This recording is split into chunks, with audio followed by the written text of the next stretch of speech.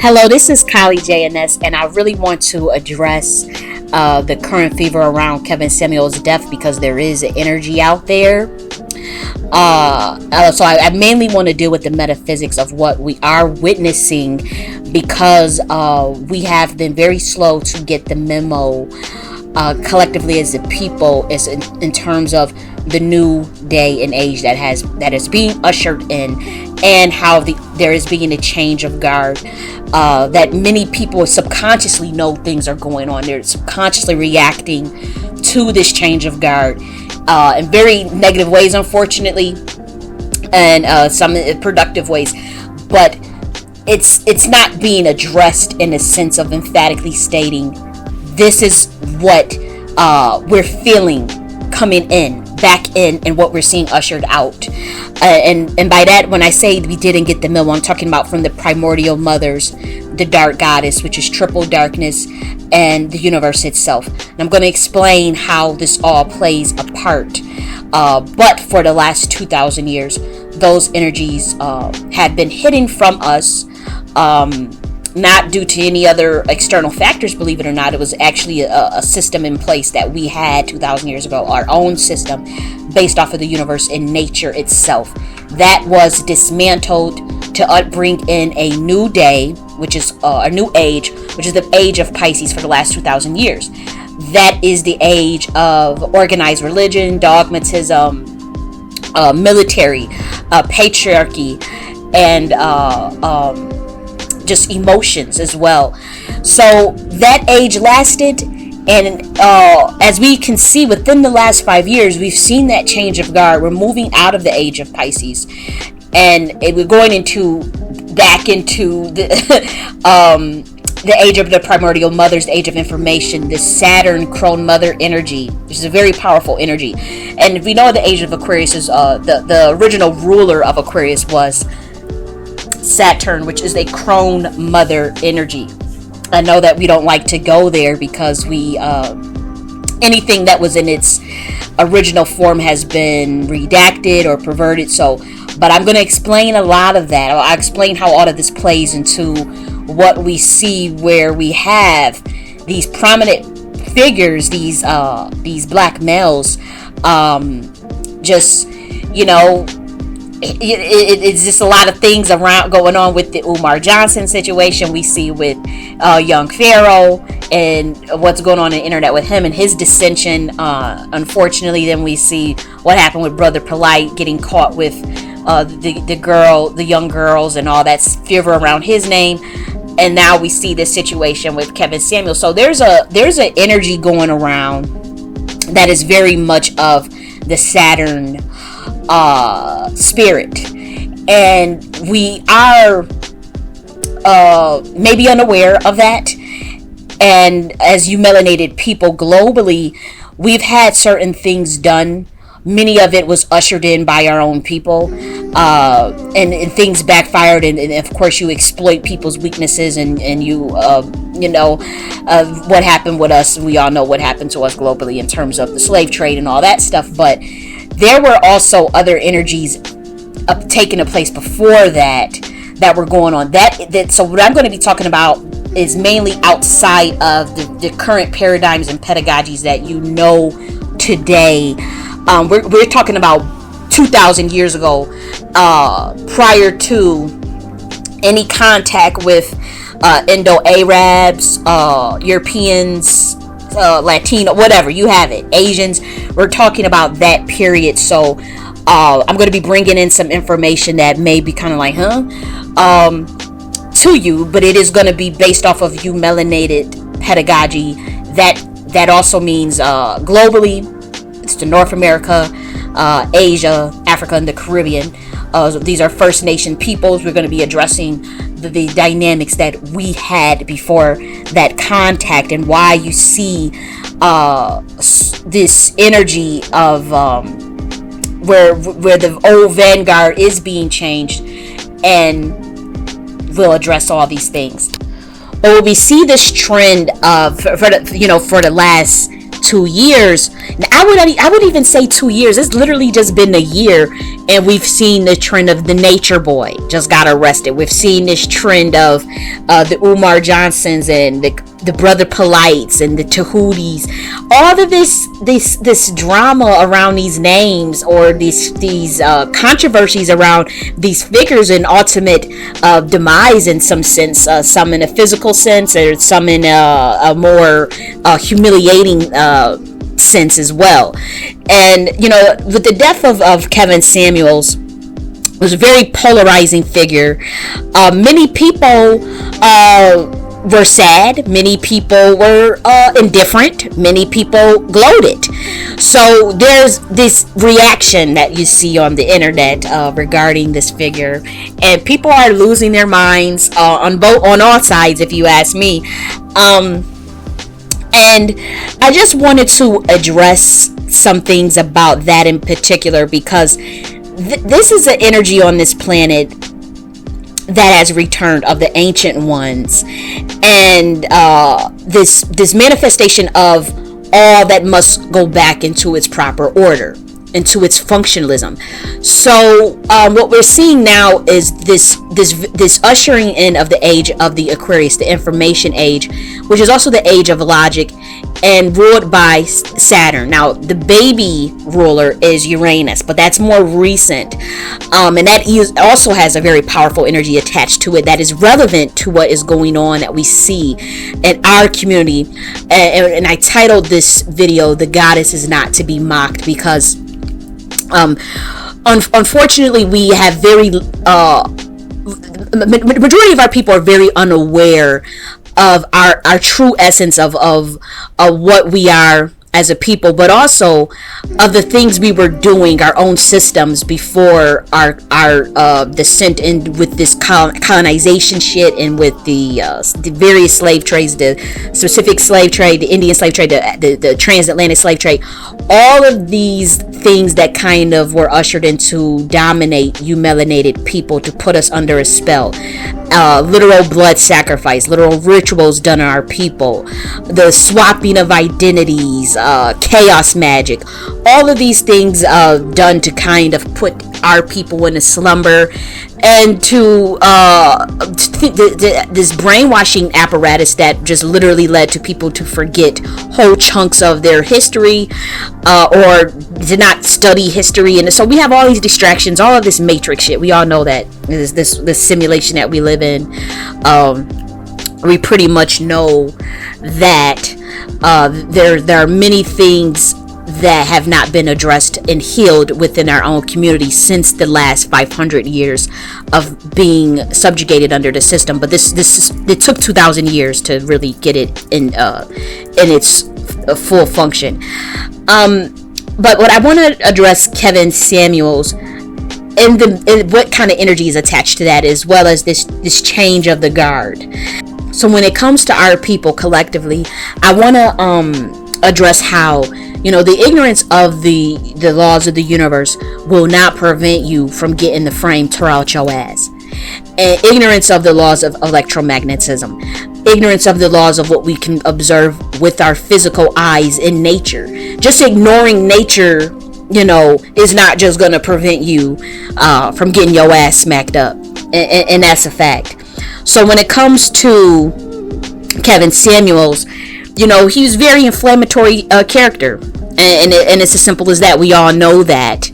But on a more spiritual side, he was tapping into an energy that wanted to keep this vanguard of the age of Pisces, for that what we see is a slow death.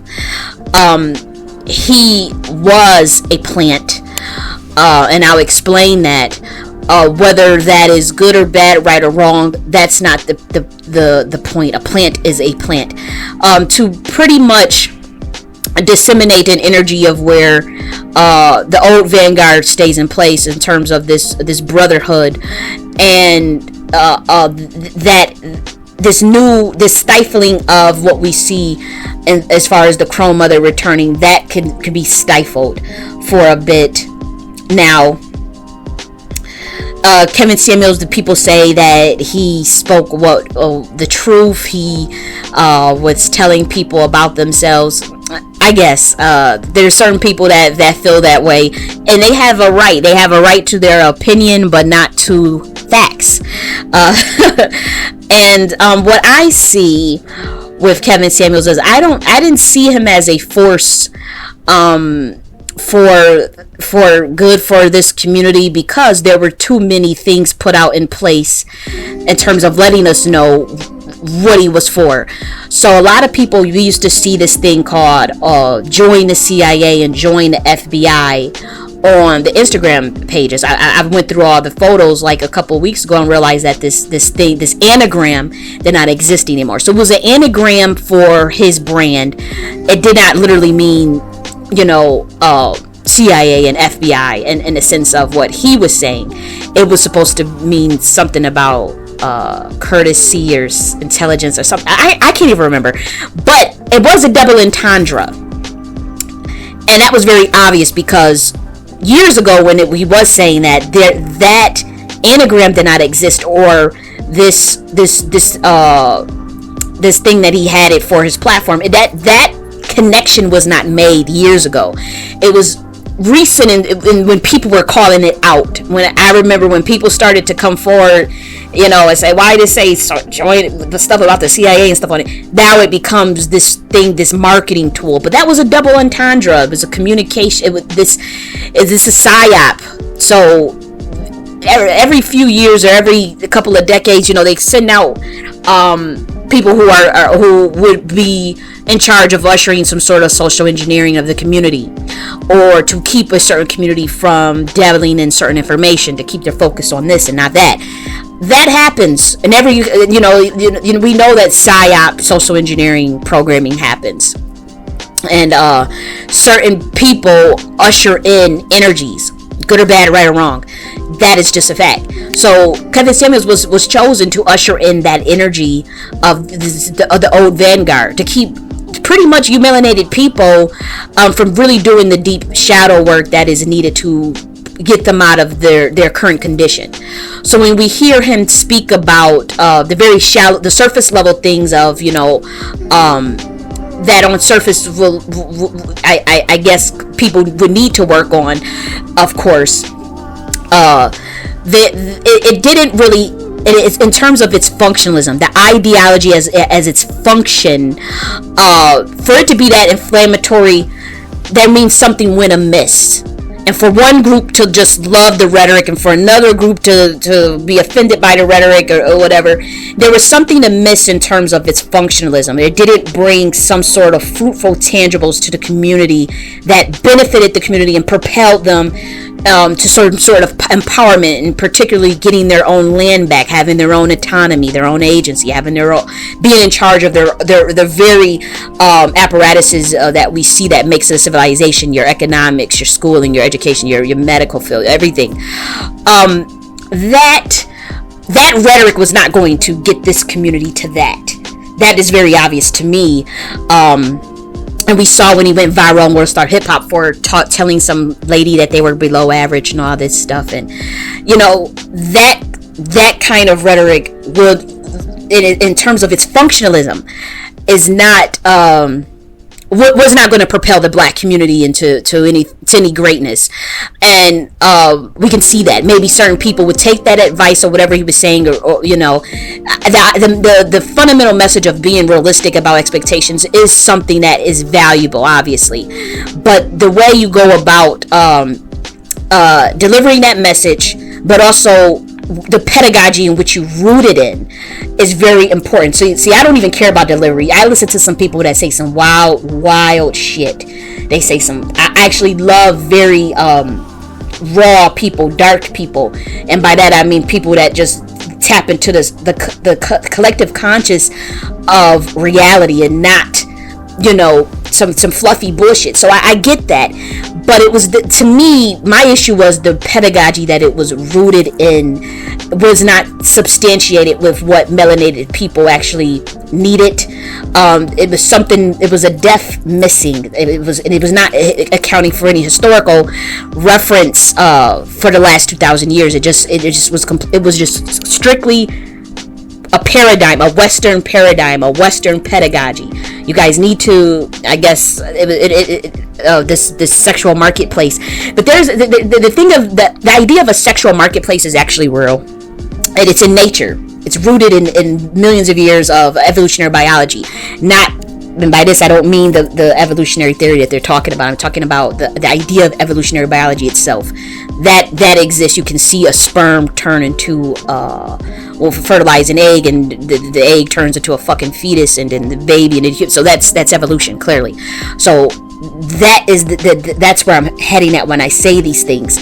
So by that, when we talk about this evolutionary biology and the idea of a sexual marketplace being rooted in that, Kevin Samuels didn't, and he's not a biologist, so I'm not saying it, but he did not root that in the tenets of nature or in the laws of the universe. So to me, if you're using a Western pedagogy that has already subjugated you, or is devoid of actually accounting for the way you think, the way you carry yourself, the way you the way you process things, or even your current situation that you're actually in, like the actual reality that we face as Black Americans in this country, when you promote an ideology that does not account for your those millions of years of evolutionary biology, those millions of years of our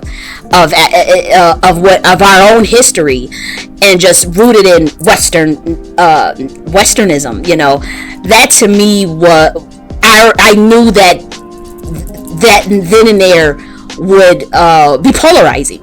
It would be you have people that will buy into it, and you have people that are not going to buy into it. With me, I didn't buy into it not because I think that there's no credence in what he was saying, or because I have an issue with the delivery.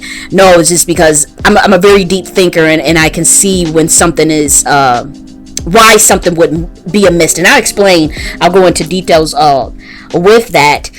But and by that I mean, just the pathology, the pathologizing of trauma, or of the community itself, or some of the things that people are dealing with that can be handled with truth and love.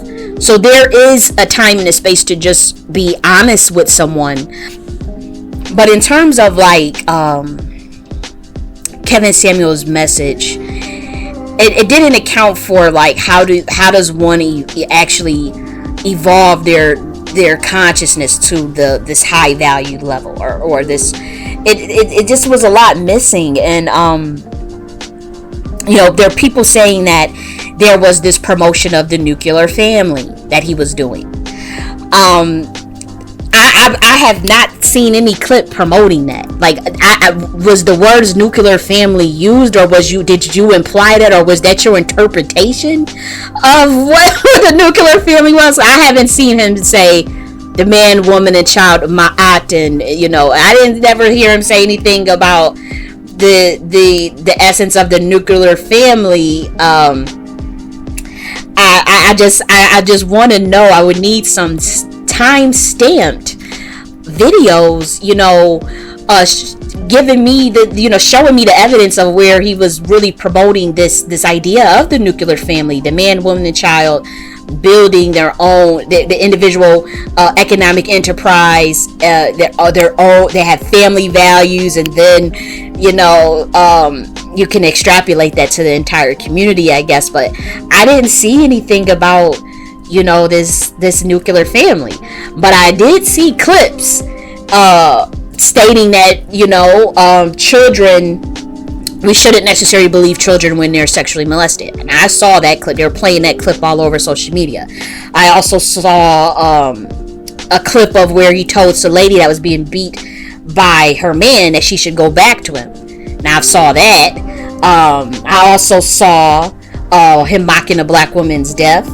And then I also heard a clip We all heard this clip of him advocating for women that to being physically slapped. So I don't see how that is promoting the nuclear family. And what I don't think is right is when someone dies, I don't think that we gotta, what's the word? Create a hagiography of the person in their death. Like, that's not keeping it real either. To spin the narrative and say that, all he was doing was, making sure that we promote the nuclear family. When this dude, prostitutes came forward saying that they, was dealing with him. Women was coming forward saying, he was not married. He was twice divorced. He had got arrested for evading child support. So, is that the nuclear family? I mean, I'm trying to figure it out. So when people are saying that that's what the message was fundamentally promoting, I don't see any evidence of that. I don't see anything that gave a schematic for black people to work through their relationship issues, and in terms of, okay, let's come up with a method, a plan of action to where we get, we start to address this out of wedlock rate and the single parent home or whatever, and the lack of marriage. And I know we like to use the statistic of 85% of black men get married that to black women. So the real statistic is 44% of black men get married, and out of that 44%, 85% of those black men are married to black women. And then the number goes down if you have a certain income. So when we quote that statistic, please quote it right. 44% get married, and out of that 44%, 85% of those black men get married to black women. So that is the proper way to quote that. But he's supposed to be addressing all these things, and by telling people about themselves. I tell you about yourself, and I'm going to keep it real with you, tell you about yourself, and then I guess that would motivate someone to go and make those changes, by being brutally honest, by telling them they're below average, that they're nothing, that their money doesn't mean anything, that their education doesn't mean anything. That will somehow, I guess, make them want to change into something, and I guess get valuable. The certain things, the latest thing we heard was if you're over 35, then you would be a leftover, and that's how men would think of you. So then you would not be approached. So someone cannot help turning their age or getting older. So it's like, what would be the solution for that? What would be the solution for that if we know that only 44% of the black men are getting married? So when you start to really tackle the logic of the rhetoric itself, just a statement like that, if you're over 35, blah blah blah blah. So then you have these women that I guess they get over 35. I guess that's supposed to scare them into I guess to get married earlier.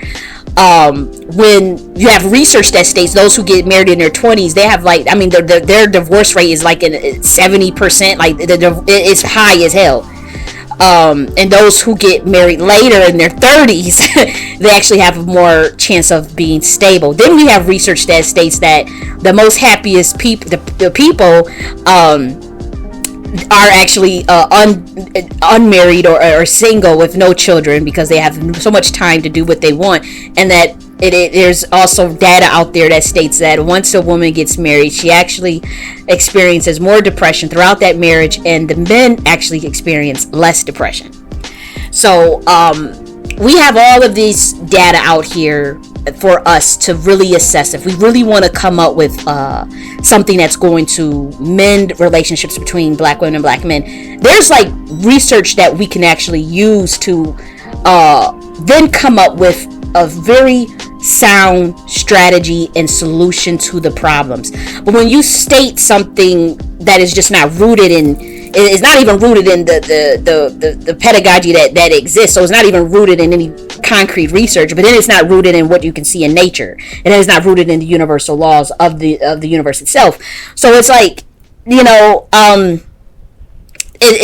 to me was very amateurish. It was very it served for the people that needed to hear that, the level of consciousness that they were at or on, I guess that's good for them, but to me, it seems to me like if the nuclear family was that important, then why wouldn't y'all promote people that actually talk about it, actually talk about ways to by actual come out with child rearing plans, examples of child rearing things that we can do as a community to actually ritualize some of the things that we do so it can trickle down, affect future generations, and become cultural.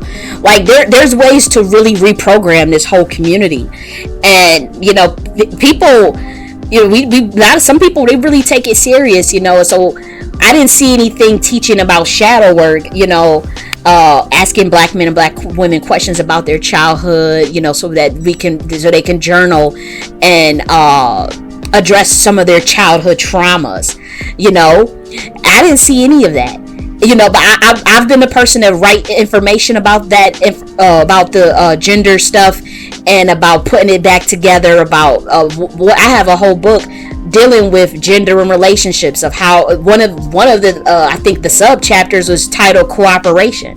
One of the chapters was titled reciprocation, like talking about the matriarchy, the patriarchy, the benefits of both, the cons of both.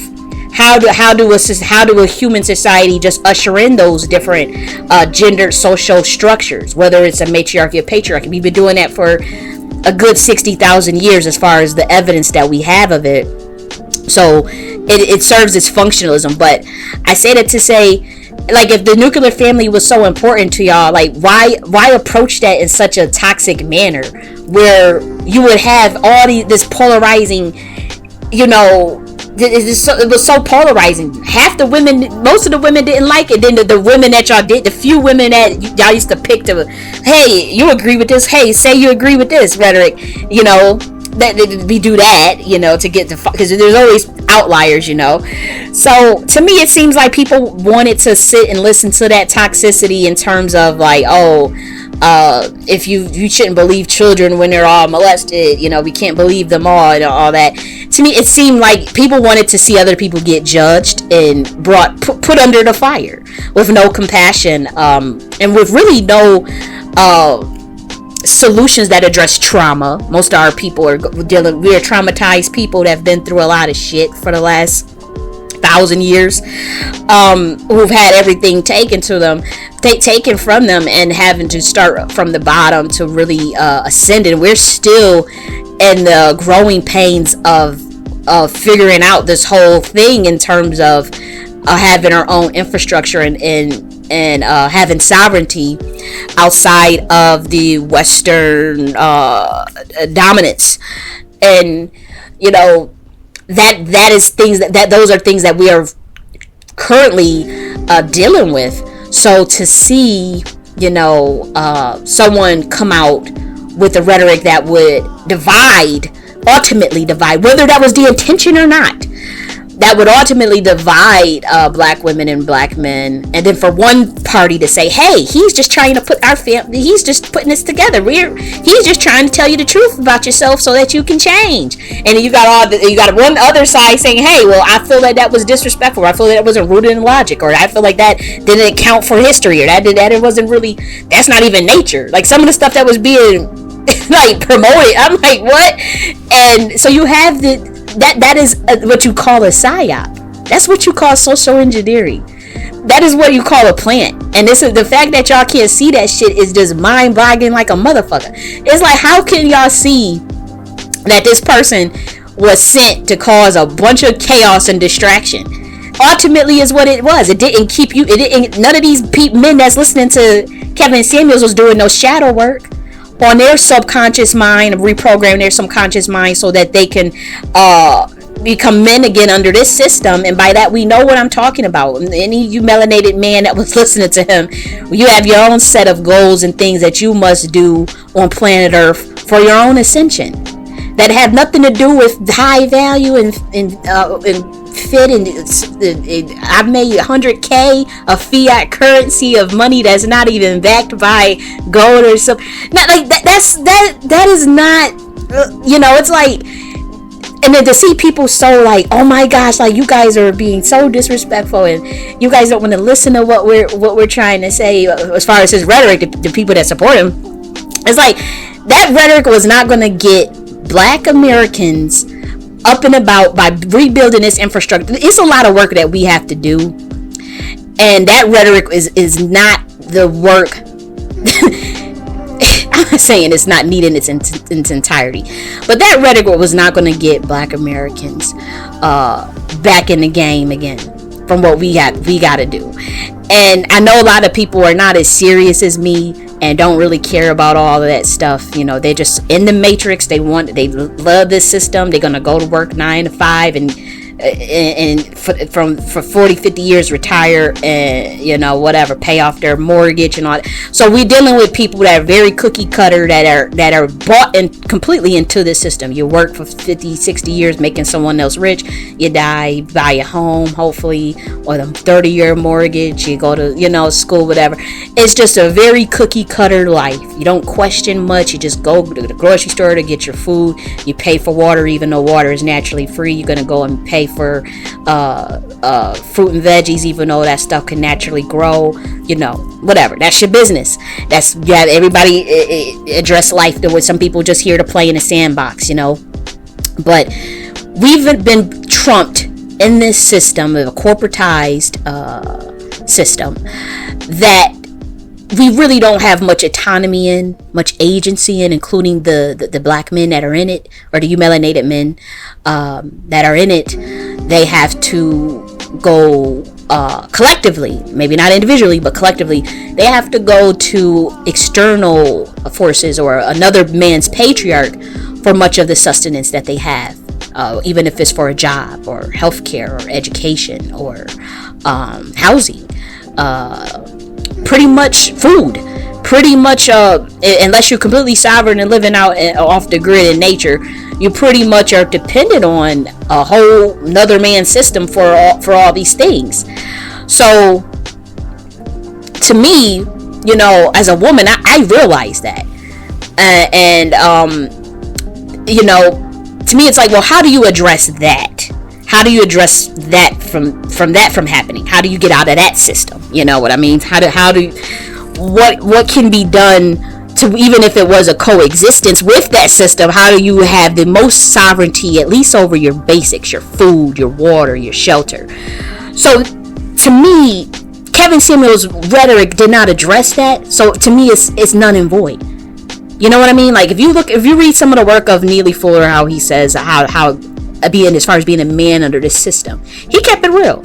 I mean, you know, and I'm not going to repeat what he said, but he kept it real. So it's like when I see something like that, and then like I see you clearly going to in this system not having much autonomy, that means we have work to do.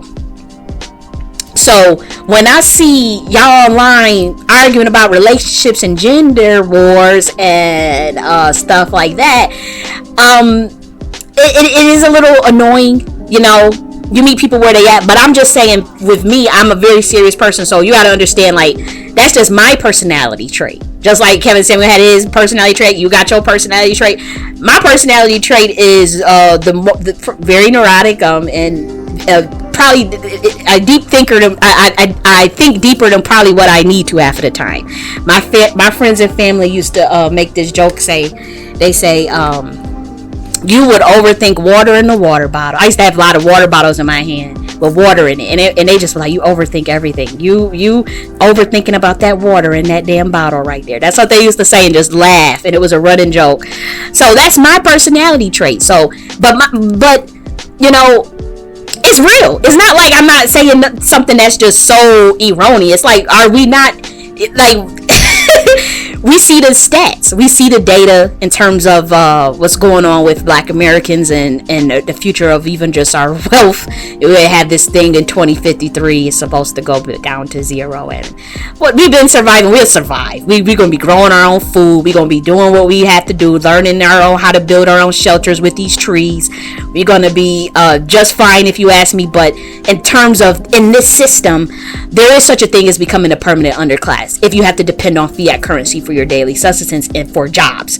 So in that system, yes, that, you know, it's going to be a problem, you know. But for those of us who kind of been preparing and we kind of know, shit, we gotta get back in tune with nature anyway, so it wasn't a big deal.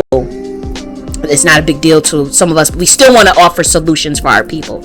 We want to give those solutions. We want to and so to me, I just couldn't get into I couldn't get why y'all liked him so much, because yes, we have some issues with the relationship between black men and black women. That is clear as day. We can on every metric. But we have people, you know, that sit and think very heavy and hard, like, you know, about how can we fix the situation, you know, and offer ways. Like one lady, her name's Patricia Dixon. She's married. She's been married for a long time. And she wrote a book for black Americans, you know, to like a work activity book to solve relationships. She was really big on it. She was a professor at one of the colleges, and I remember, you know, having a chance to listen to her and learn from her. And this was the class she was teaching was for black Americans. I want to say it was like black American relationships. It was real cool. And I remember we were sitting in there, and it was nothing but black women and black men, and we were being very vulnerable. And she was you know, she was an elder, so she really, we got into the crux of some things. It wasn't no, you're wearing some weave and you got a PhD and you thinking you this and you over 35, so you ain't no. I don't remember none of that. You know, it was like we were really getting into the depths, really addressing, you know, why this shit is so fucked up, and you know how we're gonna fix it, and they were able to express themselves. You some young boys. I think I was like 25 at the time, so it was like, I think it was like some 22-year-olds in there, you know, I believe. Yeah, you know, this really men discussing that what was on their damn mind, like, you know, this is what I truly feel, and I wish we could do this again, and blah blah blah. And the women were saying what they feel, and you know, I remember like some of the nervousness when some of the black Americans would talk. They would feel like this nervousness in terms of like that vulnerability, especially the boys. I remember them clearly like stuttering and like trying to get their thoughts out because it was so uncomfortable to deal with those emotions, but it was needed. I remember everybody left feeling happier. Like she was, you know, some people were even giving her a hug, you know, but she had a work activity book, you know, it's a bunch of people too, you know, but that's just one example of someone when I think of that just like really was really trying to put this shit back together, you know. And you know, and even some of the work that I do, you know, I'm not a relationship guru, I don't claim none of that, but I have a social science background, so I can obviously see with my eyes, you know, some things, and then I'm a researcher, so I'm like, okay, what's going on here? You know, this I see in arguments, I'm seeing this gender war stuff, so I wrote a whole book to address the gender wars, but it was very solution oriented. But it covered a lot of history, it covered a lot of occult information about gender, about this divine masculine energy, the divine feminine energy. What does that mean? Where do we get those ideas from? Where do those ideas about, okay, this is the gender principle? You know, it comes from ancient occult knowledge. It comes from our ancient sciences that is actually rooted in the laws of electromagnetism. The law of electromagnetism governs this universe. There's 4 laws. You have gravitational force, you have weak nuclear force, strong nuclear force, and electromagnetism. But on this planet in particular, the emphasis is on electromagnetism. Your body has an electromagnetic field that reaches out about 8 feet. You know, so you're a walking energy field, you know, an AC/DC current. You know, you see electricity in your light bulbs, you see the thunder. These are all the electromagnetic frequencies, you know, that are on a dense level that appear solid. So this is what we're dealing with when it comes to these ideas of this is what feminine means, this is what masculine means. It means it's based on electromagnetism. And when you study the plant kingdom, the animal kingdom, and you study the laws of electromagnetism, you can see it play out in real time. And what I'm saying, you can see it play out. And you melanated people's natural systems that they came up with and abandoned 2,000 years ago. You can see it in your own old ancient systems. That when you were aligned with the crone mother Saturn, the primordial mothers, the dragon energies, as well as the divine dark matter, dark goddess energy, triple darkness, 666 carbon, 6 carbon, 6 electrons, 6 neutrons, 6 protons. This is all based off the laws of electromagnetism, which governs this universe and life force. So, these ideas of gender are very, very much important. The way you relate to one another, the way you child rear, the way you bring in a baby, all of those things obviously to me are extremely important. And there are ways to address that where you can see the benefits. You can quantify those benefits. You set your objectives, you set your goals of what you want to work on as a community. Then you measure it to make sure that it actually worked, or to refine things that need to be refined in terms of what you value or what cultural elements you're going to execute. All those things, believe it or not, when you set any objective or goal, you should be able to quantify it and measure it to determine success, failure, or what needs to be fine-tuned. So whenever a teacher or a guru puts something out into the universe, and I'm telling you this as a teacher and as a spiritual intuitive, whatever you put out into the universe, that's a huge responsibility when you can influence humans, and when you can offer something and someone follows it, and what we've seen with the message of Kevin Samuels, was this measurable? Was this a goal or an objective that could be quantified at one point in time to see its success and its failures? Or so that's how y'all should look at that, because anytime somebody come to you teaching you about something, they need to offer something that is solution oriented as well, but something you can actually measure that success of it. You can't just say, oh, here's a solution, because anybody can offer a solution, but then you have to actually test it, see if it works, measure it, see if it's successful. So that's what I mean by that. Anybody that comes to you, hey, I have this ideology, I have this, and I'm going to present this to you, and let's try it out. So then you try it out. All I see is a bunch of women complaining and screaming and hollering about how he's this, he's sexist, he's this, he's that, he's that. So something should have been fine-tuned. Something should have been back to the drawing board and come out with a different schematic, or maybe not even different, but a schematic that is that apparently could be more palatable, because he's really polarizing. His legacy is going to be extremely I'm telling you, people were playing these clips, these little clips all over the internet and stuff, even the stuff I heard. I'm like, what the so this thing is this is interesting, from my point of view. It is extremely interesting, and I have to say, anytime that you do have that many people, and it was men and women, and it was all different cultures. It wasn't just it was just the immigrant that was doing that. No, it was like so many. It was a lot of Black Americans. It was a lot of Caribbeans, a lot of Africans, even some white folks sprinkled in there that were so polarized over this man's message. Some that supported, some that were completely against it. But anytime somebody is that indifferent to someone's death, that should be alarming, And again, those clips that got played, we saw more of the viral stuff that was going on, and the viral stuff was the negative shit, stuff that was toxic, stuff that you couldn't measure it to see if the solution would be successful, and it was just like stuff. So that's what people took away, and that's what people saw, and ain't nobody gonna tune in for no 2-hour YouTube video with a women calling in and all that nonsense, or men calling in and they're going back and forth, so And so I guess a segment that really got into it, they probably do see more productive value of certain things he said than others, you know.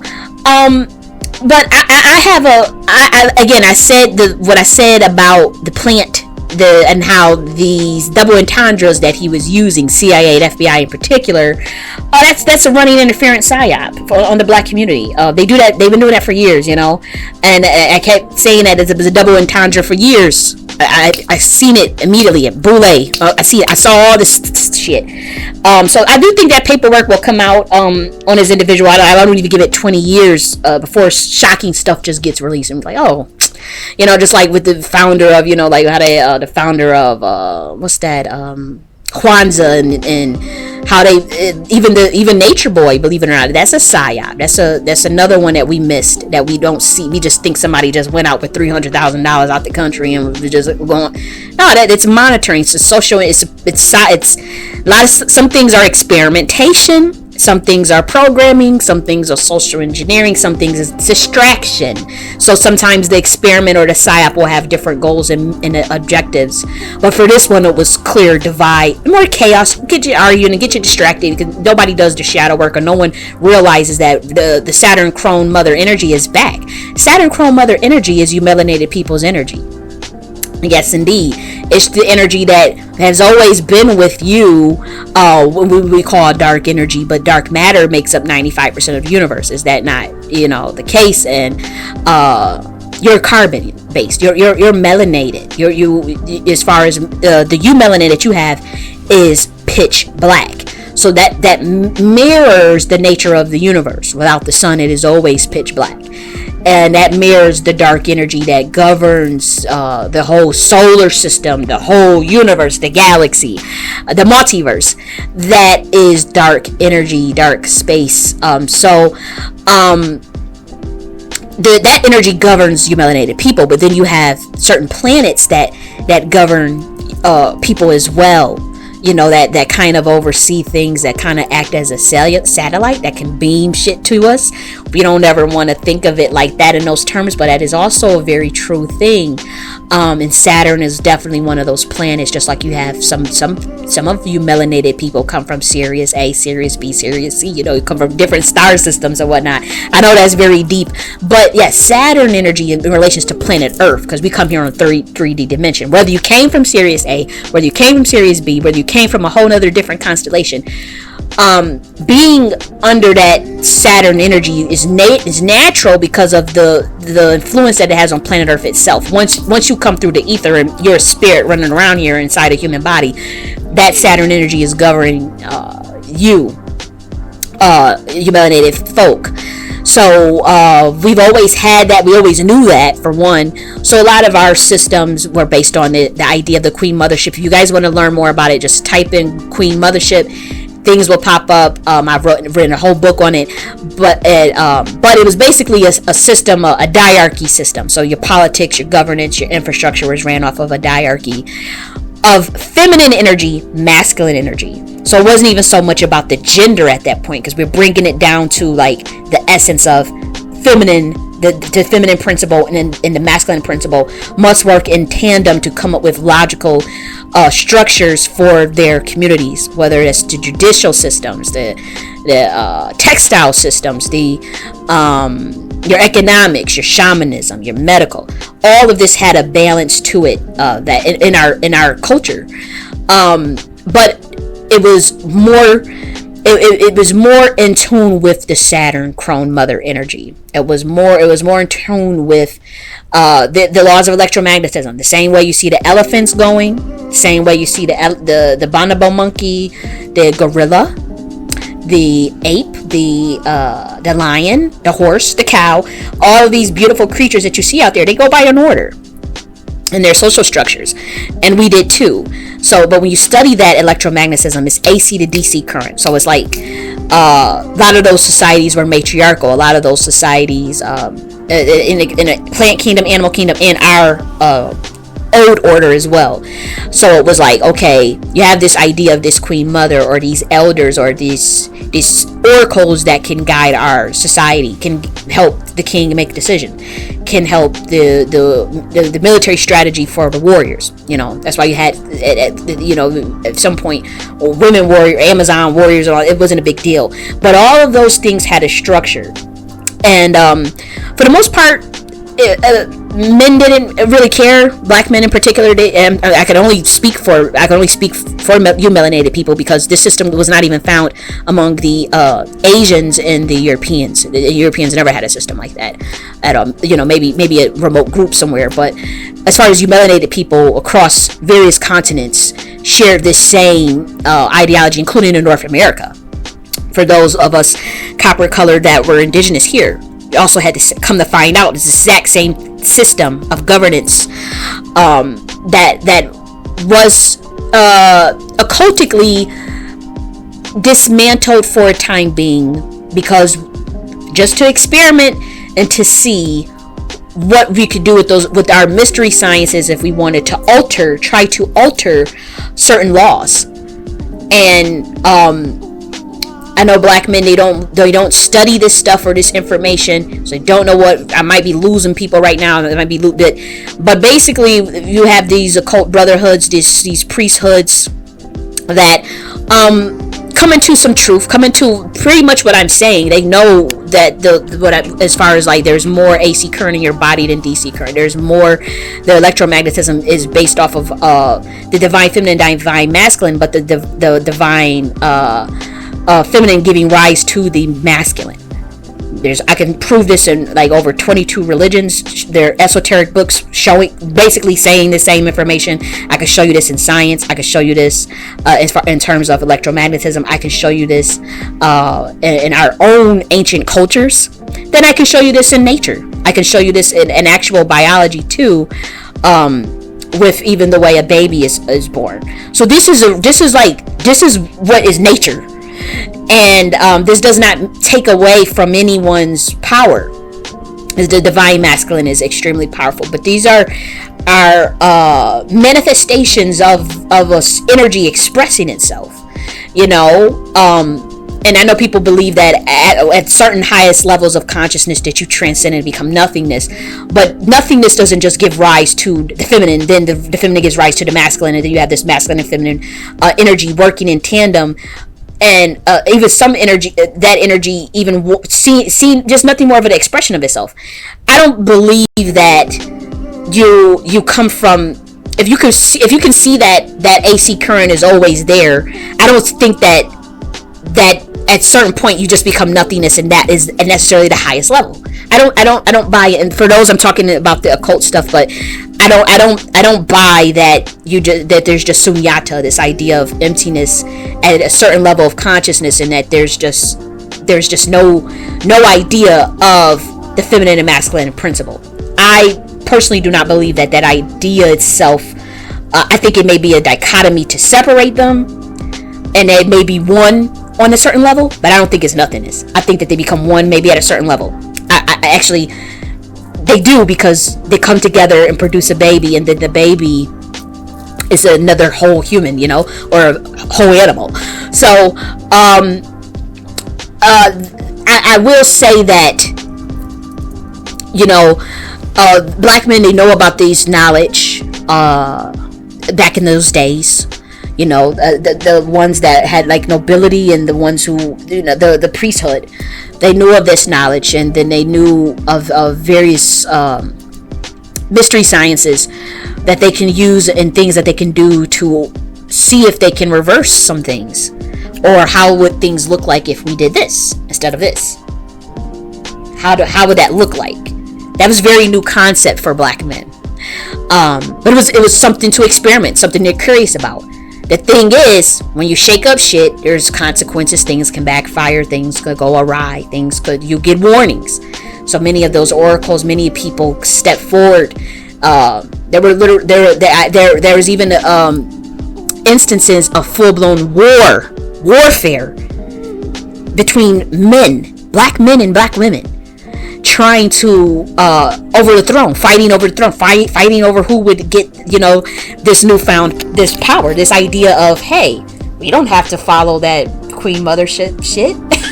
We can do our own thing, so this is what the men wanted to do, and black men wanted to do this shit 2,000 years ago. And again, I know that we're just like this information, like what I'm saying, I had to really break it down, like, because I had like actual specific tribes, specific names of people, specific areas that practiced it, and where it went wrong. But to find out that some of the things that even fucked up some of the tribes here in America, like some of the interactions, like when the white man got involved, especially, it was like, let's cut a deal and do enterprise, and the same thing happened, and over there with other melanated people in Africa and in the Caribbean. So it's like, when I hear these stories, it's like, whoa, because I'm not crazy. Like this vision and these things that I saw that I can also find evidence of now. Now we have evidence, books, that are manuscripts that are old, obviously, are written in their time, oral history, a lot of sculpture and artifact, from you melanated people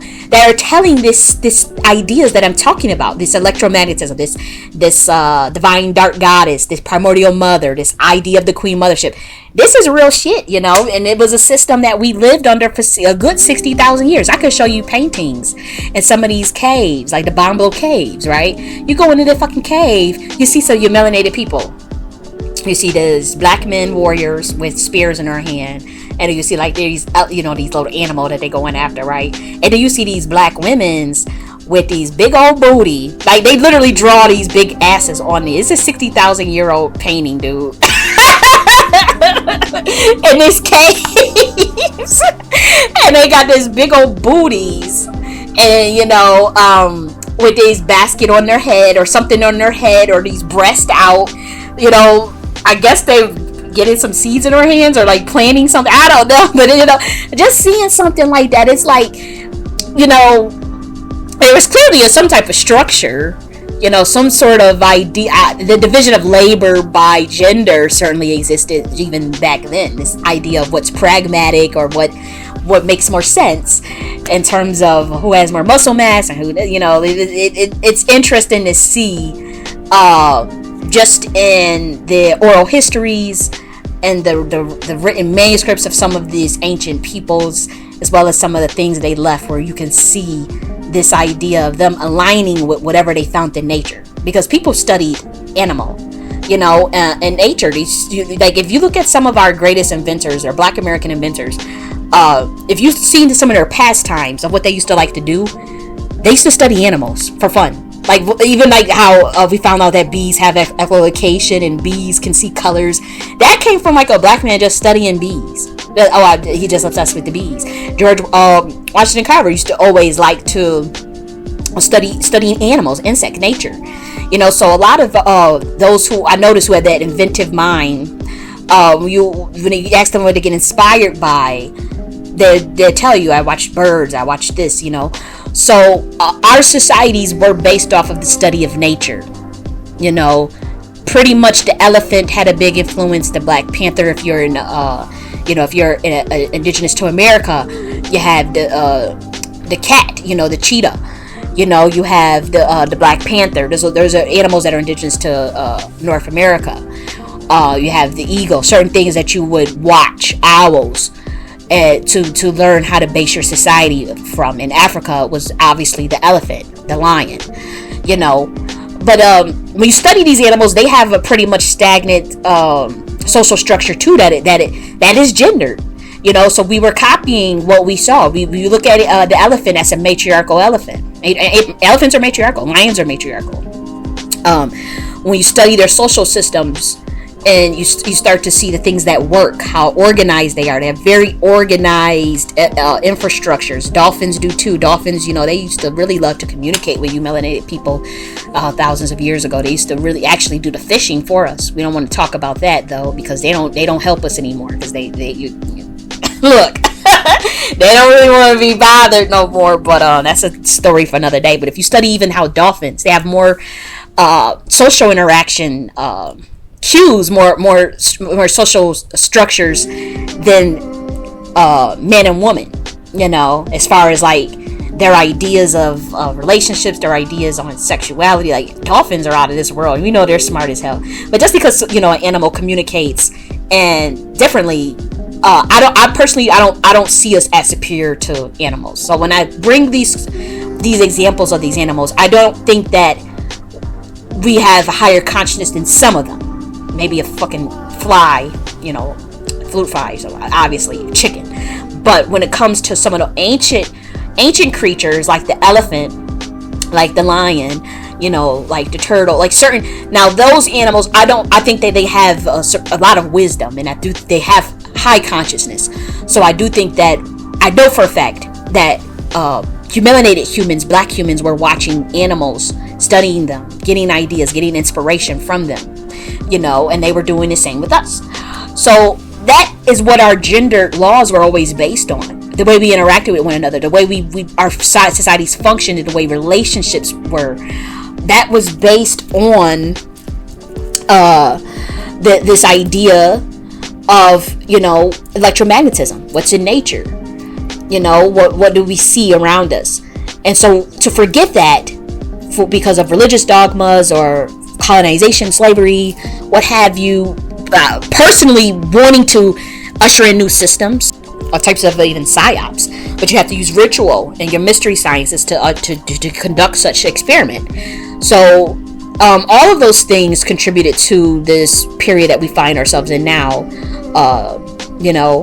Many of which would say that the melanated people of the globe have been oppressed, or we can see that physically. We have the history to prove that. And to see where we're at now compared to the differences even just 2,000 years ago, it is strikingly different. So with me as a person, it's like, well, what occurred? What happened that we got into the situation? Not so much like when Frances Cress Welsing, she says, I wanted to study why this group of people practice or had this sort of behavior. When she wanted to explain why were people racist, so it was like she's studying the people, why they're racist, or what made them, because what made their behavior cause the shift in history, in terms of the different positionality. But also what I wanted to find out from myself was what was it in melanated people, or what did melanated people do, or what did they do or what they didn't do that allowed that situation to even happen? Because if somebody can be racist, somebody cannot like you, or somebody could, but how do they come on your land and enslave or steal land and beat your ass, steal your resources and all that? What happened for all that to go down? I need to know, like, what was going on back then that ushered that in. Where is it, metaphysically and physically? I want to know both, and I found out both. I can honestly say that I found out both.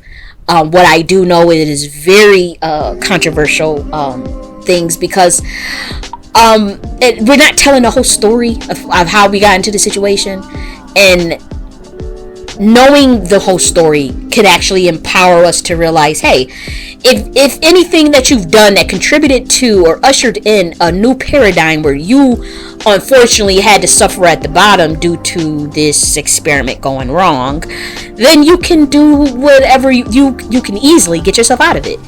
Because either you have to admit that somebody is also powerful and not as smart as you, or smarter than you, or there was an action taking place that kind of altered history. Because if these people came to you and you had to civilize them for 800 years and they were in caves when you found them, you found them in caves and you ruled them for 800 years, you was doing all types of crazy stuff to them too. It's not what you don't want to realize. Beating them up, enslaving them, trafficking, all types of stuff that you were doing over there in Europe. So it's like, how does that happen? You civilize someone else and they come back and put a wonky don't go, that has to be done by insiders. That has to be done with the help of collaborators. That have to be done based off of deals going wrong, treaties going wrong. That to me is very obvious that something didn't go right. So I'm studying that, and I've been studying it, and I can clearly see what is going on, and it does have to do between the rift, this gender shit between black men and black women. It is not this gender war thing that y'all talk about. That's not a new concept. It's over 2,000 years old. This is not nothing new. And unfortunately, when you really wanted to get into that gender war stuff, 2,000 years ago, with ushering the age of Pisces and killing all the oracles. 10,000 women, priests had breasts chopped off and burned alive. All the oracles were killed. All the queen mothers were killed or disbanded. So, you can see right around this time where all this stuff broke out. Even when you see, like, even though when Queen Idia came into throne, where the women actually did win that war. This is real history. You could look it up in Queen Idia of Benin. Now, I'm not saying that's everybody's history. I'm just saying that is a particular region. I'm just giving you an example of a region of where this has actually taken place. But this idea of this gender war stuff, it was over here in North America too. Certain tribes where when they would go, the white man said, why are you bringing your woman on to discuss treaty and business? This happened everywhere because we're different people. So it was like, okay, if we making a decision, we gonna go together and put our minds together and come up with this decision. And other men, Asian, Indo-Arab, European, thought that was weird. See, we allow them to try to shame us for our systems, shame black men so bad, where they said, okay, we'll do your thing, we'll do your system then. Sure, we can do these women ain't supposed to go do this, they ain't supposed to do that. Why are women doing all this stuff? Our women got it good. So this were the only group of men on the planet. That's why I'm so disappointed in how you be carrying on today, because it is a fact that you are the only man on the planet that understood that system of the electromagnetism and it being in tune with nature, but also not believing that your leadership and organizational ability was based on dominance. That is not ever what black men ever believed. They knew that leadership meant organizing and coming and being able to solve problems for the community at large. Being a problem solver, pretty much, has nothing to do with this force must be dominated, that force must be dominated, this person must be submissive, and all this. That is a very much religious dogma that cannot be found in you melanated people's history anywhere on this planet. Not until the contact 2,000 years ago with these other groups of people, and into the ushering of the certain even religions, moving from transitioning from one spiritual system to another one that may have been more organized, that may not even be from your own bloodline. Maybe some of them, maybe some is, or the text itself gets into the wrong group of people's hands. Constantine, the Roman Empire, obviously, with and then they redacted or set these new canonicals or these new councils of what they even want in these religious texts. So you take out certain information, you leave certain information. That is also what took place. So to see where everything is at now, it's like it's a mess. It's a hot mess. And even when we talk about like what I was just saying about these redacted information, even in those systems that you want to practice, we're talking about like whole ass books removed, whole teachings of these prophets or whatever have you, just hidden in for 1,000 years in certain votes, and I don't want to say certain names because of the censorship that they do on these algorithms. I think I've already said a lot anyways to get the video whatever, but this is a real thing. This idea of this gender wars. This is an old concept, but unfortunately, you're being the programming now that you have to the gender war stuff is programming under a Western pedagogy. It's not even like we done cracked open and seen what was we doing beforehand that got us in this situation. How was we relating to each other beforehand? And it's not even a romanticized thing. There's a lot of stuff that I'm pretty sure, from what I was looking at in terms of like some of this queen mothership in certain tribes, it almost seemed like the women were micromanaging the men. I'm not sure, because even we have the king. They have 3 queen mother councils, to oversee with the decisions of the king, and to also guide them, throughout their life as the king. So when I'm looking at certain tribes, it seemed like perhaps maybe it wasn't a perfect system. This idea of this queen mothership. Maybe the women were micromanaging. Maybe they were. I don't know. But for whatever reason, they got tired of that system. But shortly after, what I find fascinating is that shortly after, we're talking about even the whole ass empires just fell to slavery when it was overthrown.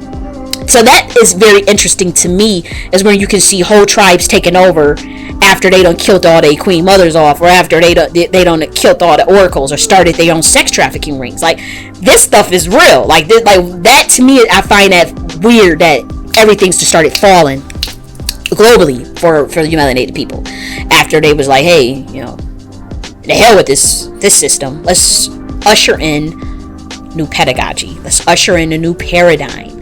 We'll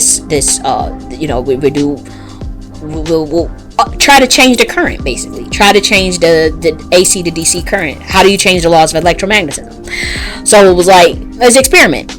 This stuff, like all this stuff with genetic splicing, all this stuff with all these things, black men were doing it first. They knew all these rituals, all this, even these ideas of these mystery sciences or these occult knowledge. A lot of our people are the arbiters of that. And to be honest, black women, they did teach a lot of our sciences. We taught a lot of that to the priesthood, because we didn't think it would, it could ever be used against us, or they would ever use it against us. But experimentations abound. This is not even something I'm saying this is just history. So it's like, fast forward today, when I see those ancient energies still playing out, I'm telling you, I see the energies, I see the back and forth, I see it. But now you're dealing with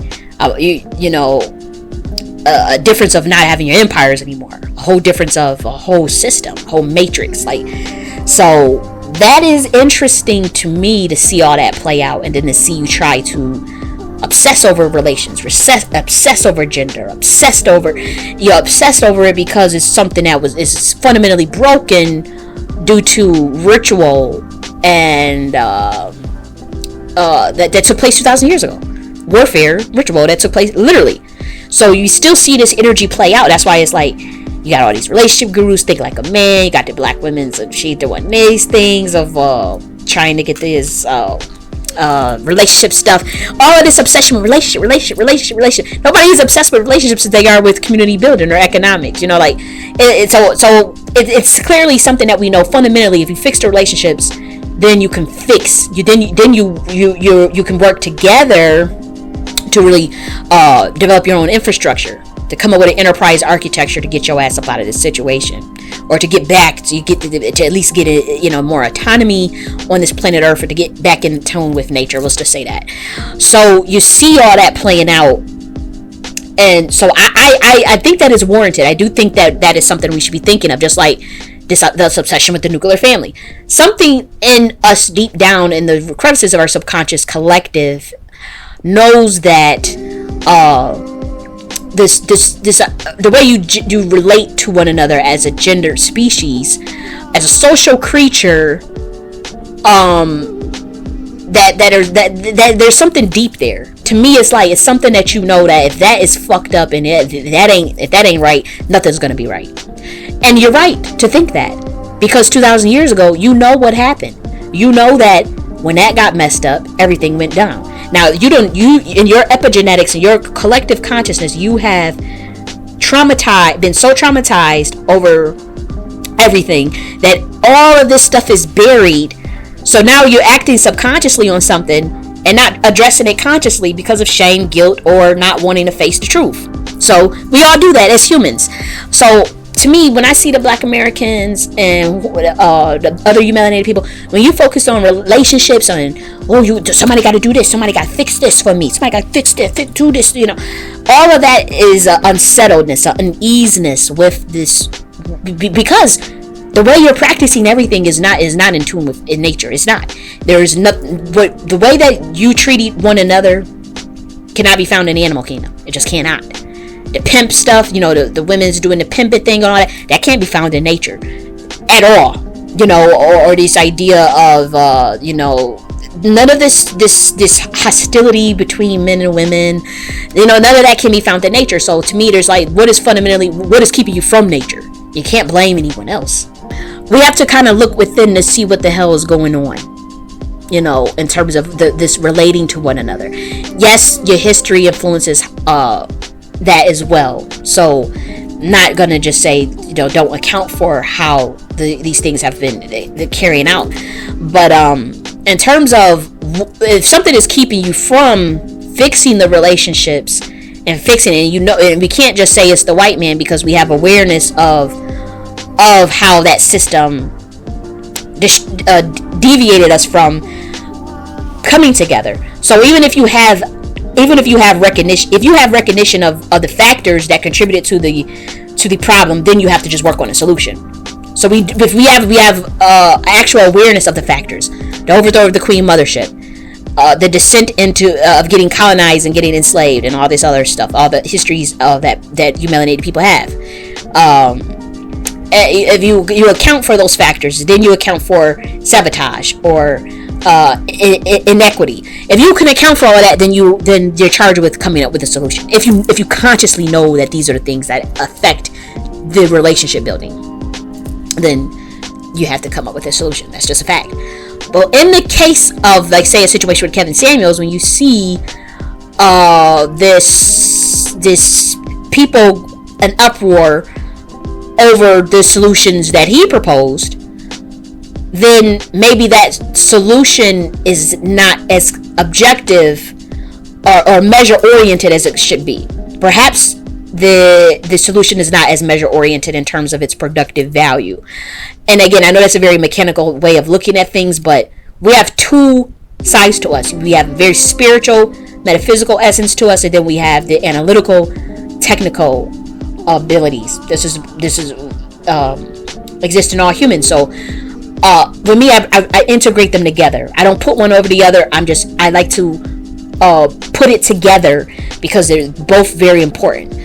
So I wanted to say that this is a long battle, that this is a long thing, but many people have put their neck on the line to want to propose solutions, and all you can do as a community is try to do the solution, see if it works, see if it does yield results. But you have to come out with a plan, an evaluation plan, and write that out beforehand of what you would use to measure it with.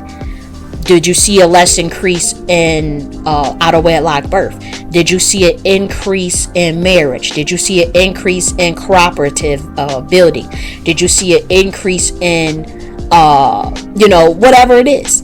You have to measure those things, or whatever solution you use, whether that's in the relationship field, whatever field. But for this one, it's relationships. So this obsession you have with relationships, it is warranted, because if you don't fix that shit, it's whole curses around, it's strongholds around this shit. We talking about 2,000-year-old strongholds because the men didn't want to be under the Queen Mothership anymore. They want to overthrow it. They want to get in the big business, with the enterprise based off of dominance. And they don't want to admit this, but this is what happened. But then you have entities to answer to, because again, we're governed by the dark goddess and the triple darkness, the triple black darkness. This is a feminine energy. We're governed by Saturn, so it's like this is the crone mother energy. That's why we had queen mothers, or this concept of a big mama, all of those things. Those are symbolic representations of the macro governance. So if that energies gets dissipated, or certain gods and goddesses are even disrespected, because we always had our own gods and goddesses. You abandon gods and goddesses for your own gods and goddesses for perhaps a monotheistic Abraham, whatever, and or you redact it, because some of those systems are indigenous to you melanated people, certain melanated tribes, not all tribes, but certain tribes. But even that has been redacted heavily, and even this traditional spiritual systems, believe it or not, that are practiced today are not what they were 2,000 years ago either. So You give those things up and you abandon certain goddesses, abandon certain gods, abandon certain energies, then that can also create stronghold, because there's a lack of closure. Maybe rituals weren't done properly, maybe things weren't that kind of disrespect like that, because they were killing oracles. A lot of black women that were the oracles, or these priestesses and all that stuff, they had to go first. And I know we do not like to talk about this, and I have to really wrap it up, but yeah. So I just want you guys to know that there's some deep work that has to be done around the relationship stuff. It's not going to be just so much to the external stuff, but some really deep dives into the subconscious collective of you melanated people, their ancient histories, in terms of figuring out what even led them to get into the situation that they're in today. All of that needs to be dismantled. You need to do it from each level. But for me, I focused on the relation. I wanted to know, and for me, what stood out is the infighting between black men and black women, even back in those days, that they don't ever want to talk about.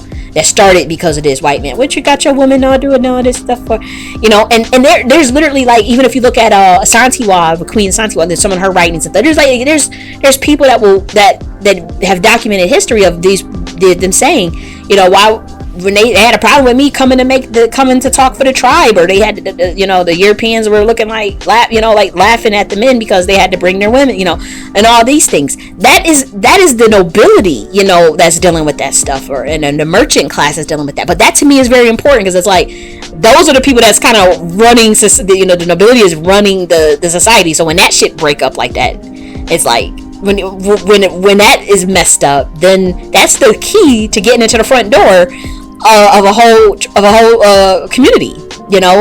When the leaders get in, when they start the infighting, when they start to disagreeing about how society is going to be ran, and what the ushering of the new vanguard.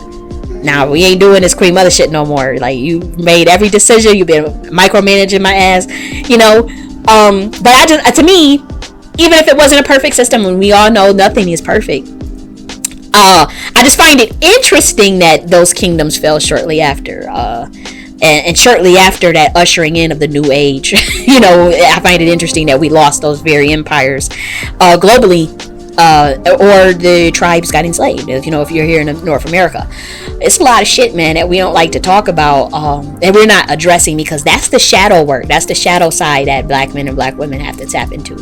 Not the shit in the 60s that you love to bring up with the Andrew Jackson. I got a whole thing about that, the whole narrative that y'all done built around this welfare shit, and too, like, all this stuff is like, it is like people just forget whole chunks of stuff. But it is what it is. But again, if we're gonna do that, we have to get really, if we're gonna deal with the relationship stuff, we're gonna go dealing with the divine masculine, the divine feminine, and we're gonna study all that, where it came from, how to retrieve that. You want some information on that, you can get my book, The Law of Gender. I break that stuff down. I even give shadow work prompts for the men and the women to do. I talk about the animals in detail, because I really would love to study how those animals govern their self. I talk about mad shit, like reciprocation, communication, what cooperation means in terms of a man and a woman. And so it's really, some people really thinking deeply of how do you actually resolve that shit? Is it even worth resolving? You never know. Maybe it is, maybe it's not. But I do have theories about, okay, what happens if we return back to the queen mothership? What happens if we structure that out? Come up with some blueprints for how that looks like. So if you want more information about that, I do have a book about the queen mothership that talks about the history of what I'm talking about. So if you combine the queen mothership and the law of gender, you get more of the esoteric, as far as the metaphysics, and then like the more physical stuff that happened between us as a people that got us enslaved. Some of it is triggering, but it's all done for people self-actualizing and preventing the time loop, actually raising their consciousness.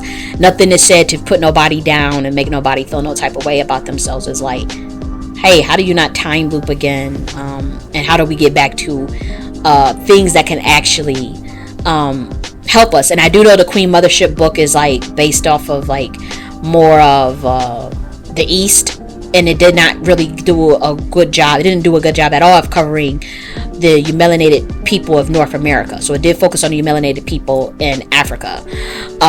So I'm still doing that research on the melanated tribes of North America. So I have to talking with other women elders, and them giving me the information. The elders are telling me, about what happened with their specific tribes in terms of how they fell over here too. And it was very interesting, very telling. Even some scholars of the North American history have even said that there was some infighting with the chiefs with the Queen Mothership shit, because all those tribes are matriarchal. We all know that. Anybody that knows that they're indigenous to North America knows that those tribes are matriarchal. And but that had rifts in that gendered system before it fell. As far as like, you ain't coming to you're not coming with me to discuss this business, that type of thing. I remember distinctly not too long ago talking with a scholar about that. And, she was giving me information on her specific tribe. So the thing is, it's harder here because there's 574 tribes, but when you talk with certain American Indians, they come from different tribes. So now you not necessarily getting the collective yet, because there's so many tribes, and then it's like, okay, so this tribe in particular had this system, but I'm seeing it, and so it's the same thing for that was going on in Africa too, going on in North America, going on in the Caribbean.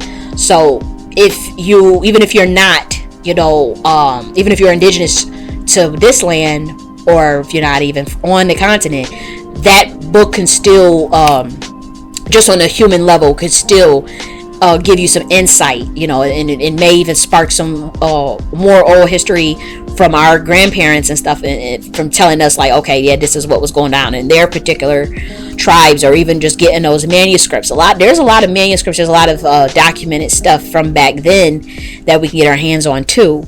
So I didn't mean to go on that tangent, but I just, as far as, if you have an obsession with this relation, and we really want to deal with it on a cellular soul level, of course, you want to look good and all these things that other people promote in a relationship, yeah.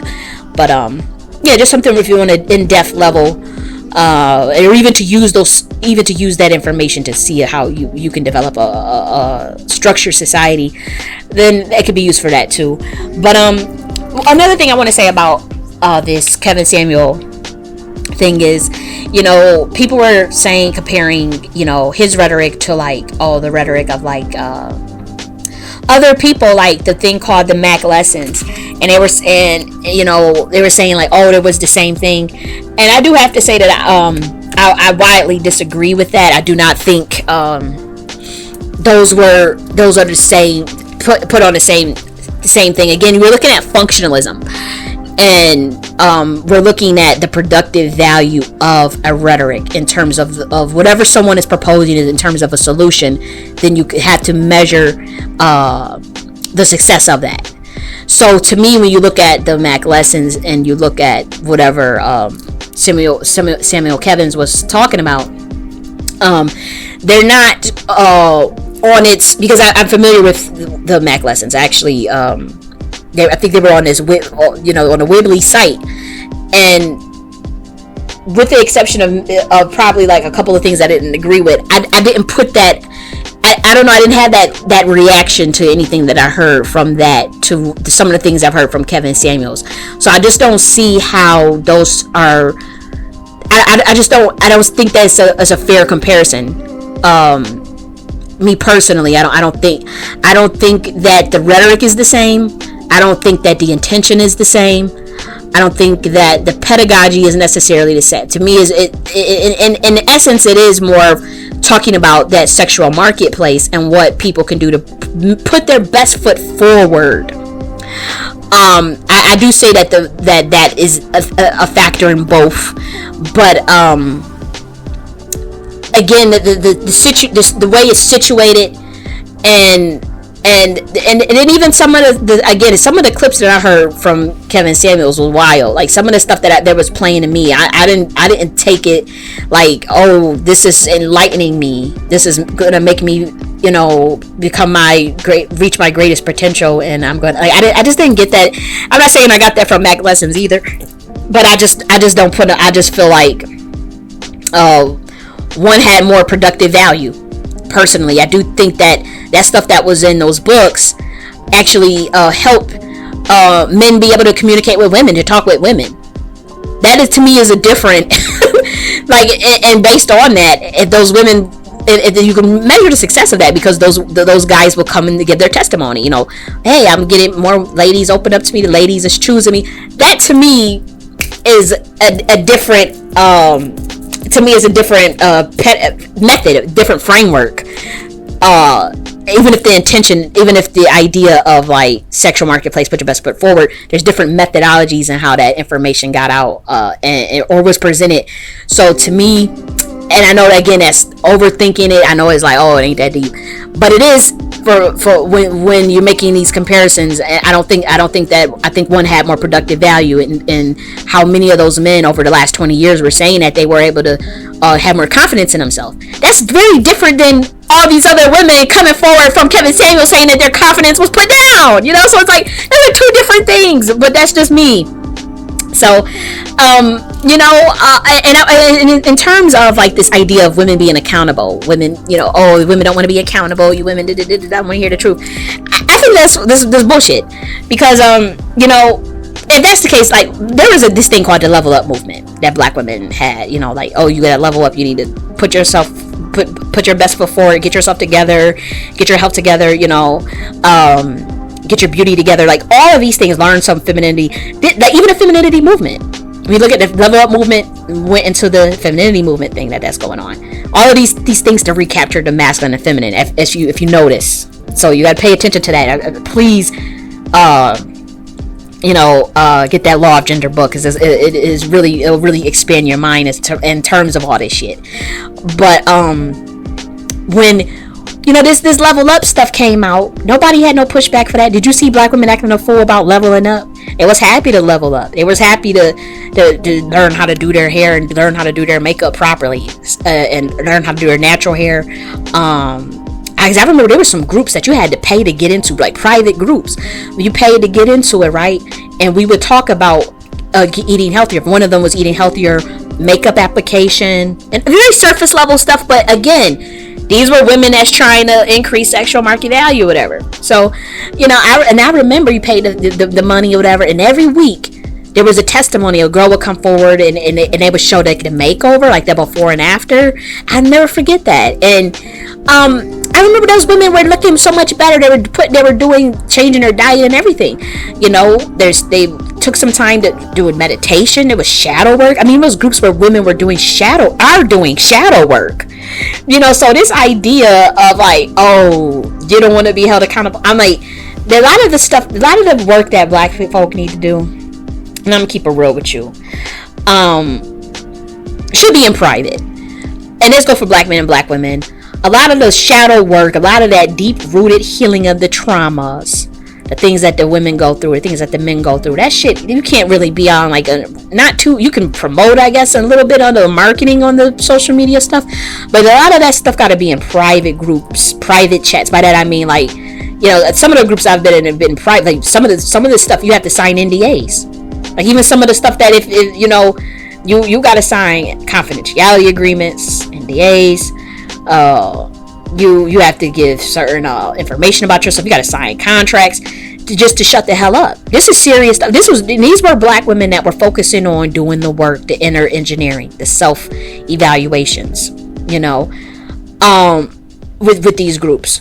So these groups were not. This stuff was this type of information. The type of soul wrenching shit we gotta do is not going to be found on no social media. So to me, it's like. How is black women don't want to be held to task when these groups are existing? I can tell you them, and and even some of the women that were leading these groups, they done got their ass out the paint. It was a hard 10-15 years with some of those pioneer women that really did tell women, look, you got to get your shit together. All this, you got to course correct. You got to make sure that you practice womb management, stop having all these babies out of wedlock, lose some weight. These women now exist. Trust me, I listened to them for years, decades. Well, not decades, I'm only 30, but like for a mad long time, like listening to these ladies. And I even one class, it was an etiquette class for black women's. Which was created by black women to teach etiquette, how to eat properly, how to drink, and the continental form of dining, the American form of dining, drinking, wine tasting, how to properly, it was mad stuff, dating properly, not having the kids out of wedlock, like this stuff. Like it was like the course was like, I think at that time it was like $298, like $300 course. I paid for it some years ago, and so it was black women that was paying for that shit, thousands, like literally thousands. So I'm like, how are y'all discounting like the women know there's an internal need to sort of get things together, to heal some traumas. A lot of black women, a lot of black folk period are just walking around here dealing with a lot of shit, a lot of emotional stuff that's going on with them. So the compassion always has to be there with one another if you want it. My thing is, the women, to me, if you tell the women to be have compassion, they'll do it. The men, I don't know, but I will say that this idea of, we can't tell the women nothing, again, there's something fundamentally going to miss. If a woman can go out her pocket and pay $300 to have another black woman to tell her to lose some weight, you need to learn how to dine properly when you go to these events. So you need to learn the American style of dining, the continental style of dining. You need to know how wine tasting. You need to know how to dress properly, how to wear your hair properly so it looks natural, like it came out of your head and not no white woman's wig or nothing crazy like that. I have paid and listened to these women tear you a new asshole, but they came with solutions, they came with love, they came with compassion.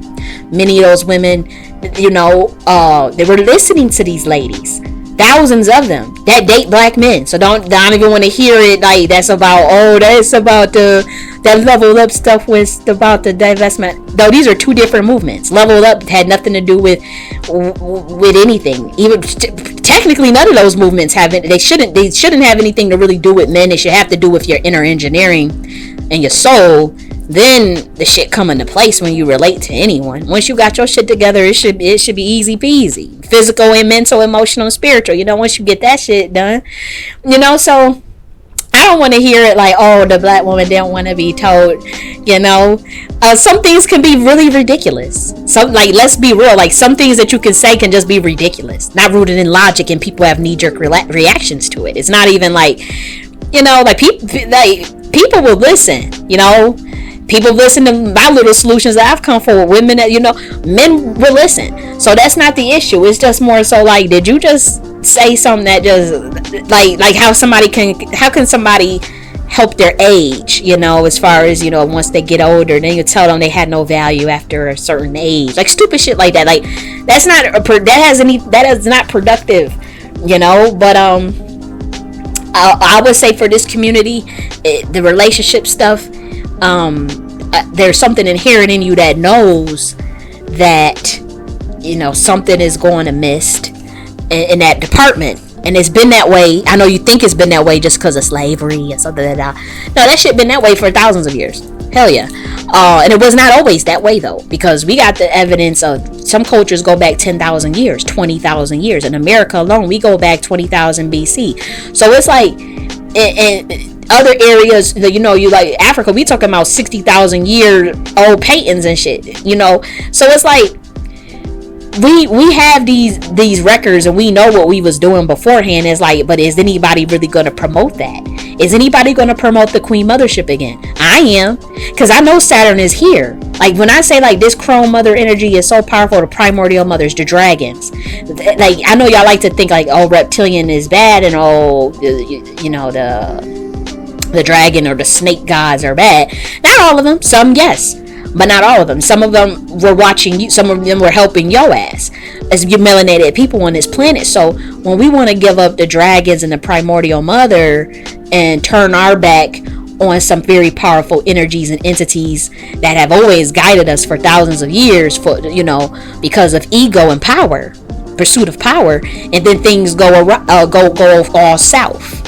And now everybody running around like chickens with their heads cut off, not knowing how to relate, not acting like they don't know how to build, acting like they don't know how to get up out themselves out this system. I don't buy it. I think we could get ourselves out this system in 1 week if we wanted to. I truly believe that. So these are my thoughts about this situation, because once we deal with that relationship stuff, and by that we do it on a structured level. So the culture, some cultural shifting, some more implementations of certain values, and as communication of some. But once we really deal with that on a gendered level, but rooting it in nature, don't root it in religion, don't root it in dogma, don't root it in ego, or I have to be dominant, or I need to be dominant, you need to submit, and all this stuff, because that's where you're gonna go all wrong. That's when you're gonna mess up everything, because we're going back into the age of Saturn, the age of Aquarius, and so this is a very pragmatic. It's an age of technology, information, and logic, but it's also the floodgating of consciousness, the expansion of consciousness, and that energy of the Aquarian, the Saturn, is one of discipline, is one of structure. It is very restrictive in its sense, unfortunately, but Saturn rewards work and order. It actually rewards structure. It rewards you doing the work.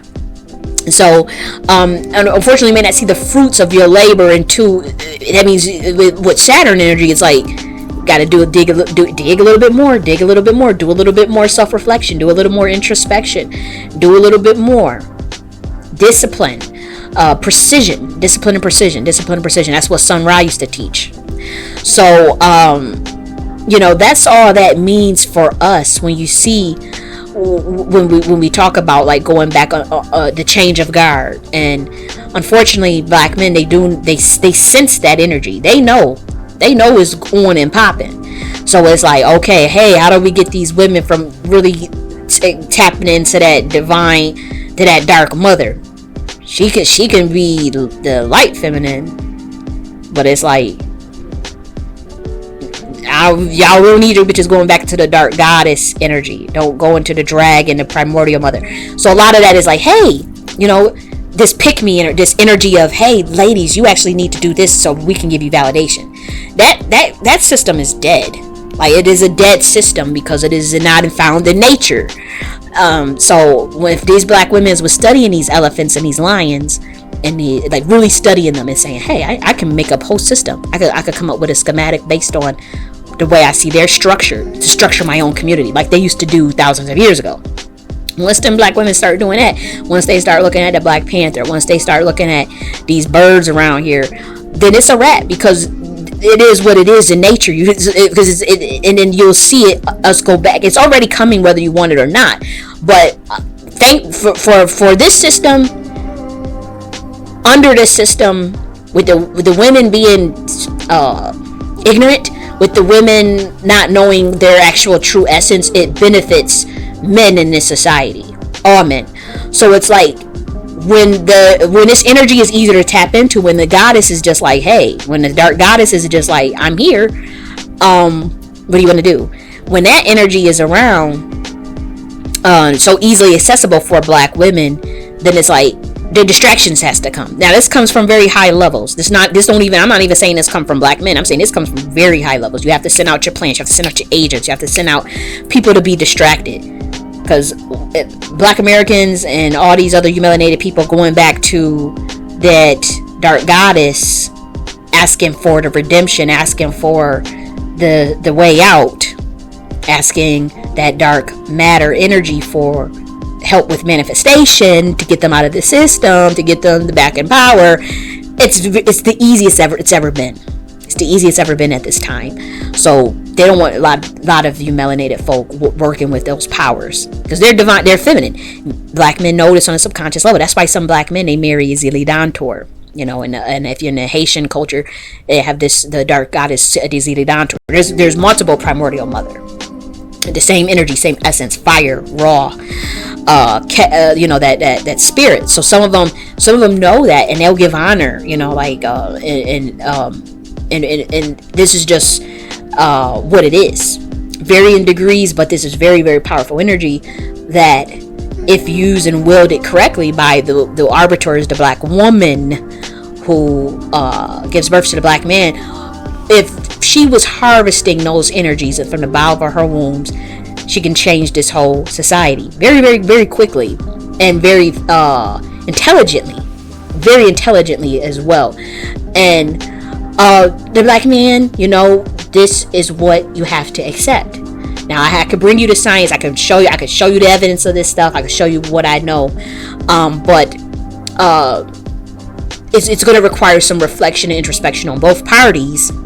But if you are resistant to the crone mother Saturn energy and into the dark energy, if you're resistant, then there's consequences for that. You're going to see more and more consequences, because now it's like, we talk about the Sealy curse, and we're talking about, until you do right by this, nothing good will happen. Like, that energy is on this planet, and it's coming from the primordial mothers, the governance of you melanated folk.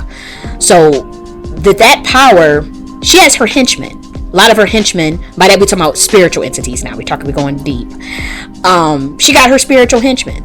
When we talk about the Anubis and all these energies, these are male melanated energies who we identify as having more masculine energy, working on the behalf of the dark goddess. There are many entities that work on the behalf of the dark goddess. There were black men that were protective of the queen mothership and fought as well, and died and sacrificed themselves.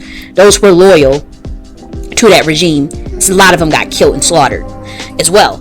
So we're talking about some really, really deep shit. I hope I didn't lose. We're probably like, what in the world? But we're talking about, on the spiritual side, these henchmen are out checking you, and you don't see it. When I say that, there's like, you're not aware of what is actually going on here. When you see and you say, oh, I'm being attacked, I'm being bashed, I'm being this, I'm being that. I mean, in this system, in this Western stuff that happens, where a corporation is on top of us. Yes, I can see that. But I live in a world where it's like, hey, what if the system didn't exist? What if that wasn't there? Then what? So my mind is always on that. So it's more so like, some of the things that you are dealing with is from the malediction of what took place 2,000 years ago. It is not so much this external thing that you're thinking. So that means that you are empowered to internally change this whole system, pretty much. Just knowing that, and that is the key. That is the crux. So we see this dark energy, dark goddess energy, back on this globe again. The Saturn energy coming to bring some structure, some precision, some discipline, some tearing down of old systems, and bringing some revolutionary energies. All these things must happen. Those who get in her way will perish. So that transcends race, that transcends gender, that transcends species. You know what I mean? Like, you may be collateral damage in the crossfires of those things if you are not in accordance with nature and the universe.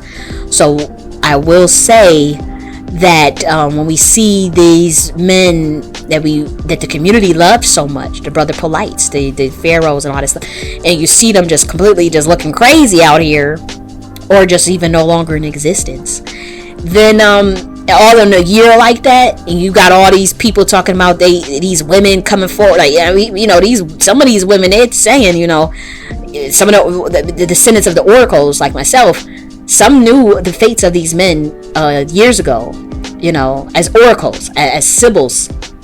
And people thought they were crazy. I even thought some of them were crazy. Oh, that had never happened in Pharaoh. That never. We have a very deep history, so I'm like, oh, that would never happen. Less than a year later, what this lady predicted happened, and this lady is a very. I admire her greatly. She's a very powerful occultist. She's a brilliant woman. She's a descendant of the oracles, the vanguard, the old vanguard. The vanguard that's being ushered back in, the Saturn energy. And those women are very powerful. They can help this community. They have ancient knowledge, So she's predicted pretty much everything. Everything she's said. Has been like, hey, but she can see things from the spirit realm. And it's not just her. It's other women, other ancient descendants of the oracles, that Kali energy, that just want to give out a message. But if they're not solution oriented, remember, anybody that come talking and you can't measure their solutions, or set up a evaluation framework of how you would even determine what success looks like. If you cannot do that with the solution that they offered, if it's not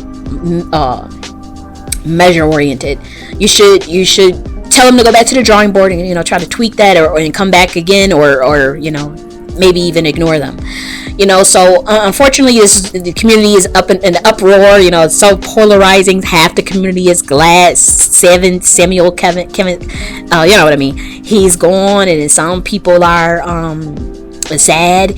My thing is, this to me is bigger than all of sad and happy, whatever it is. It's bigger than that, because I see the energies that are on our head. I see the energies that are on black men. I see the energies that are on black women. I see the energies on this planet. I see the energies on the other groups of people and their races. But you could feel for our people, it's very different. But we actually have more spiritual advantages than what we're aware than what we realize. And other people want to make sure that you do not know that. Trust me. Other people are like, oh, please don't jump through the portal. Please don't open the portal. Please don't work with dark in it. Don't work with that. Or black women, please don't work with the primordial mothers. Do not pay that any attention, because that means you really going back in control of the whole thing with the henchmen, the black man as the henchmen, and helping running that system, obviously. But it's like, hopefully nobody pays attention, but so Kevin Samuels, again, I know that this energy will be revealed in as far as the true role that he played in the community, that it was programming, Boule, plant, CIA, PSYOP engineering, and make sure this community stays polarized. So even if he said credible things, it's like, you got to go in there and cause a little bit of chaos, because they talking about a code, they talking about cooperatives working together, they talking about buying some land, they talking about nationality, genealogy, they talking about mad shit, they talking about the payback, they talking about natural living, they talking about the nuclear family, they talking about it. Get your ass in there and somebody got to be dominated, somebody got to be made to feel less than, and then now you have a nice little psyop experimentation. Half the people riled up, half the people support it. Simple as that. But it causes division, and that was the goal, whether you guys see that or not. You don't have to see it, but you just have to tap into the spiritual realms and get in tune with nature and the universe, and all will be well. You don't need to be pathologized. We know that we are traumatized people. So it's not so much the trauma, the pathology of it is more so of, how do you transcend that? How do you break those strongholds and whatnot. So yeah, that's what I'm gonna leave it at. This video's, I didn't mean to talk so long, but yeah, I had a lot of thoughts, but yeah, I just really wanted to share those thoughts with you. I was very intrigued with the polarization of everything, and it is from the outsider point of view that is indifferent. Just seeing the whole how it all played out, and yeah, I didn't even mean to talk so long. So I'm gonna talk to y'all later. Bye.